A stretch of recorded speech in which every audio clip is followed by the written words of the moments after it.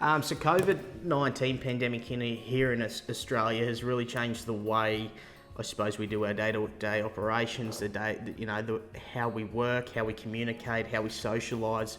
I think it's a big change that no one's ever experienced before and no one's ever had to. In rural communities, though, there's a sense of, in good times, they're semi-isolated anyway. Some people might have to travel 150 kilometres to their closest town, or it might even be half an hour's drive to a neighbour's place.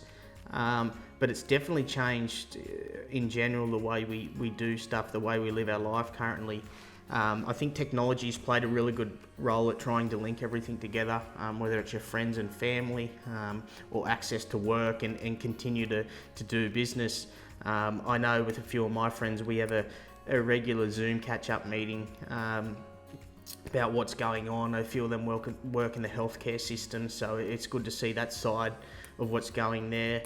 I have some friends and know some people that work in the hospitality industry, and they've been hit probably the hardest. Some people have reduced hours, some people have lost their jobs, but it's really good to see the federal government have stepped in here in Australia to provide them some financial assistance and incentivise, I suppose, assist business owners to keep people employed. There's a up to $1,500 a fortnight payment that these business owners can get to pass directly on to the employees to keep the doors open. I think, especially in these rural areas, the restaurants, the cafes, the takeaway shops, they've been hit hard. They've been allowed to stay open, which is good for takeaways and deliveries. And, I try to make a point of every morning shooting into town to grab a coffee, to support the local family-owned cafe and stuff like that.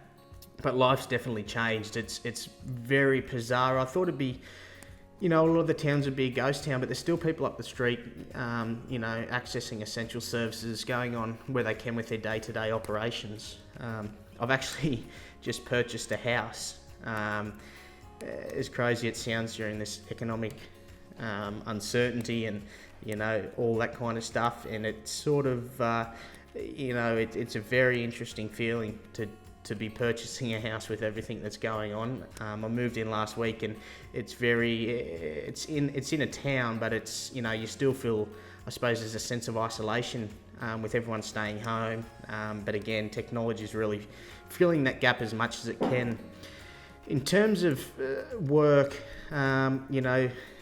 working for a global agricultural industry, they've put some wonderful things in place, I suppose, because they've seen this pandemic come out across the world, and it really gave a good early insight to what was coming. For agriculture in Australia and New South Wales and the rural communities, some of these communities have been in drought for the past, 5-6 years. And then only 4 months ago, it made headlines across the world. We had the worst fire season here in New South Wales that has ever been seen. And, the community spirit, some of the things, I was lucky enough to assist at the Animal Evacuation Centre in Wagga, and then go and help a mate once the fire front passed through at their place. And it was a massive insight to see the generosity and these rural communities getting behind each other, whether it's supplying, food, drinks, clothes to strangers they've never met before. Some that have lost, burnt their house to the ground, lost everything except the clothes on their back.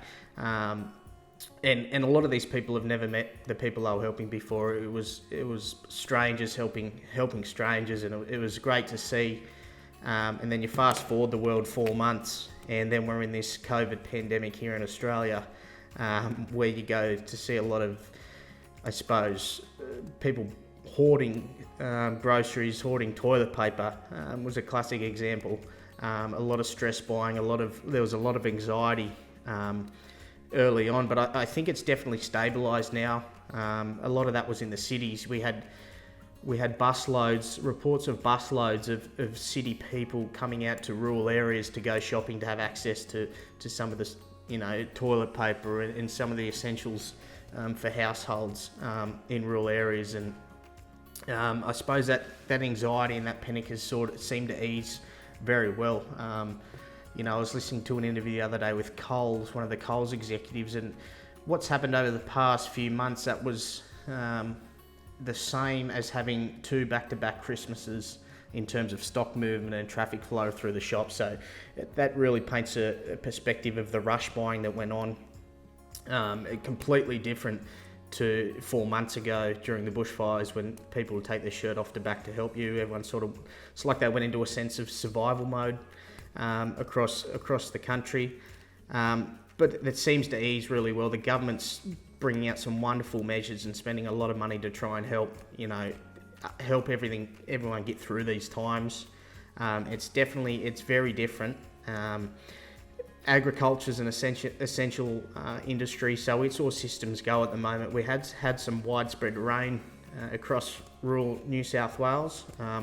A lot of it's still in drought, but it's created a sense of reassurance during this time, and the importance of our farming industry in Australia and across the world.